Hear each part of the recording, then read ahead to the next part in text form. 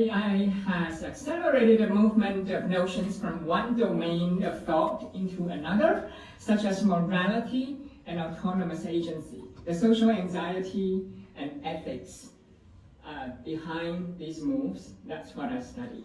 My name is Alexa Joubin, and I'm a professor of English and a public interest technology scholar. Here, I direct the Digital Humanities Institute, where we examine art and digital culture, how they transform each other. In 2023, as a leadership fellow in the Dean's Office of the Columbian College, I surveyed and analyzed the state of AI across the university and in our region. So that project led me to conclude that the future of AI is open culture and inclusive access to processes. I'm talking about decision and operational processes because trust emerged from participation or participatory justice. An inclusive environment fosters trust by supporting free sharing of knowledge and resources among all stakeholders. So let me break this down into 6 main points. First, technology is interoperable with artful skills of creativity.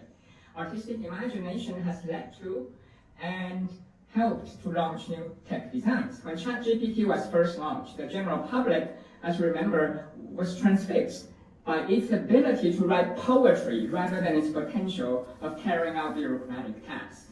Moreover, Google initially named their AI chatbot Bard. Art gives cultural meanings to technologies. In fact, every technology tells a story. It needs a description, and compelling descriptions are immersive stories. AI is a social technology and a deeply collaborative technology, which adds nuance to creativity. Originality does not mean entirely new thoughts in a vacuum. Originality refers to meaningful narratives or new perspectives on widely held assumptions. Random combinations of words may be new, but they are not original in this sense. So originality is different from novelty. And this brings me to my second point. Creative originality emerges from equal access to processes of deliberation and to techniques. Here, I'm not talking about giving underprivileged students a monthly allowance to subscribe to expensive commercial AI platforms. Having access to the proverbial engine room of open source and open access AI enables everyone to adjust the parameters for outputs for specific use cases. This builds toward my third point, which is trust. Participatory justice is key to social connections and trust. One prevailing standard of trust right now centers on the transparency and explainability of large language models. My research conceptualizes trust as a relational, human-centered notion that is tied to an ethics of care and a culture of care. Trust is not merely the acceptance of explicit answers. Trust emerges through full participation in critical processes. Point number 4.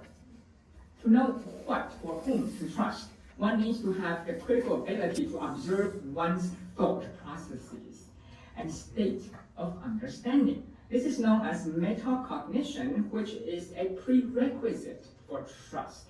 AI makes us strangers to ourselves in a good way. AI can produce a lot of uncertainties, but AI can also compel us to think deeper about our assumptions and actions. These 4 steps lead to action number item 5. Transparency of processes is valuable to large institutions beyond merely transparency of tech design. Tools could be deployed in a transparent and inclusive manner to counter technological solutionism, which benefits primarily profit-driven corporate culture. In conclusion, AI can be a public interest technology to enable us to create knowledge collaboratively. In an environment where we trust each other, we can practice civic science, which is a partnership between public stakeholders and scientists as citizens to co-create technologies for public good. The open culture supports ethical, human AI collaboration in higher education. I'm now going to hand over to Professor Andrew Choi. Thank you.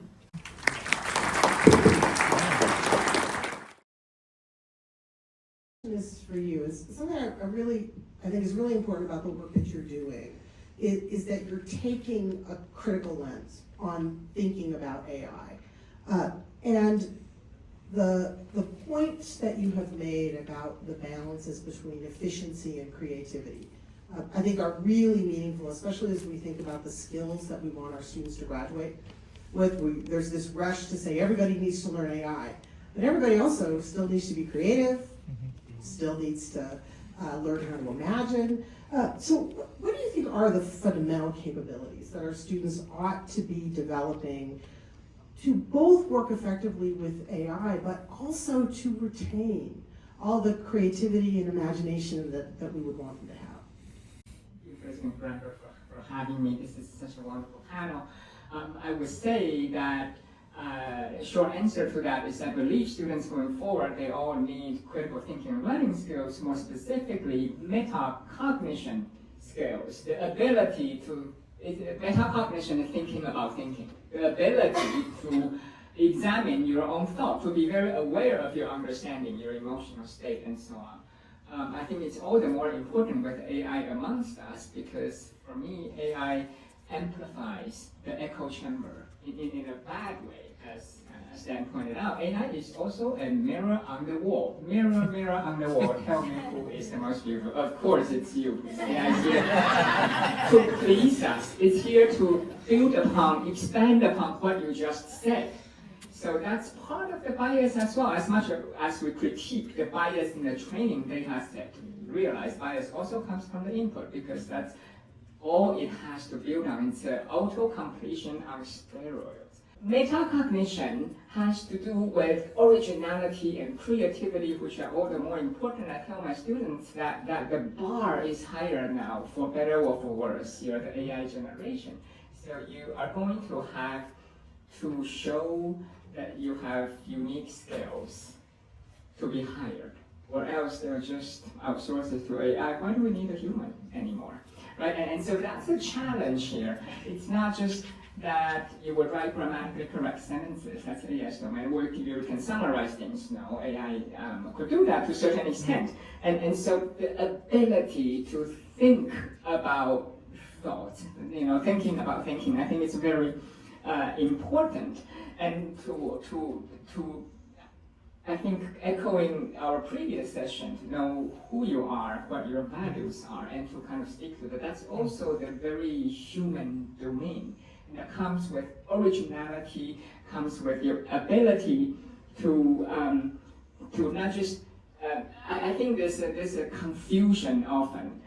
People will take synthesis for critical thinking. Well, a summary is not critical thinking. There's also the idea of kind of shortcut to someone telling you, like an AI telling what chocolate tastes like. That's very different from you experiencing having chocolate in your mouth. And so to know that, that's an example of metacognition, right? I would also say that we need to think about the boundary between explicit knowledge and implicit knowledge. So that's another example of metacognition. By that, I meant explicit knowledge is peer-reviewed, published knowledge that is out there, that's what we know.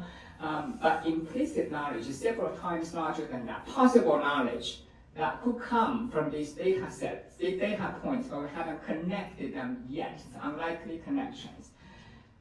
AI could push us in that direction in its randomness, or so-called hallucination, if we harness it correctly. But the boundary is permeable, right, between explicit and implicit knowledge. And so I was saying before, in terms of trustworthiness, it's not productive to define this solely in terms of reproducibility. Like, is AI a good Xerox machine? It's an excellent copy of this, so it's trustworthy actually, as Inaugural was saying, right? Trust really is a social issue. I very much agree with you on that. And so we need to apply metacognition skills to accomplish all of these. Thank you very much.